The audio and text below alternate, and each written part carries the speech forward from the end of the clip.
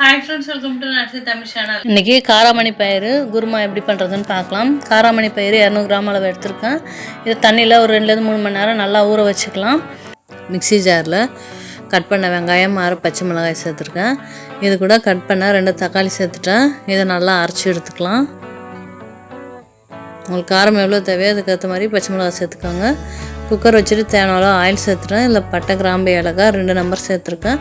அடுத்து கட் பண்ண 2 வெங்காயம், 1/2 ஸ்பூன் அளவு சோம்பு சேர்க்குறேன். இதை நல்லா வதக்கி விட்டுக்கலாம். அடுத்து 1 ஸ்பூன் அளவு இஞ்சி பூண்டு பேஸ்ட் ஆட் பண்ணுறேன். வெங்காயம் வதங்கினதுக்கப்புறம் அரைச்ச வெங்காயம், தக்காளி, பச்சை மிளகாய் பேஸ்ட்டு சேர்க்குறேன். இதையும் நல்லா வதக்கி விட்டுக்கலாம். அடுத்து கொஞ்சமாக மஞ்சத்தூள் சேர்த்துட்டேன். அடுத்து ஊற வச்ச காராமணி பயிரை இது கூட சேர்த்துக்கலாம். சேர்த்துட்டு ஒரு 2 நிமிஷம் நல்லா வதக்கி விட்டுக்கலாம். அடுத்து காரத்துக்கு தேவையான அளவு குழம்பு மிளகாய்த்தூள் சேர்க்குறேன். இப்போ இது கூட தேவையான அளவு உப்பு சேர்த்துட்டேன். உப்பு காரம் உங்களுக்கு எவ்வளோ தேவையோ அதுக்கேற்ற மாதிரி நீங்கள் ஆட் பண்ணிக்கோங்க.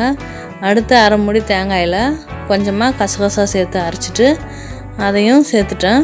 இப்போ இதை நல்லா மிக்ஸ் பண்ணி விட்டுட்டு தேவையான அளவு தண்ணி சேர்த்துட்டு 3-4 விசில் வச்சு எடுத்துக்கலாம். இப்போ குக்கரை மூடி போட்டுடலாம். இப்போ ரொம்ப சுவையான காராமணி பயிறு குருமா ரெடி ஆயிடுச்சு.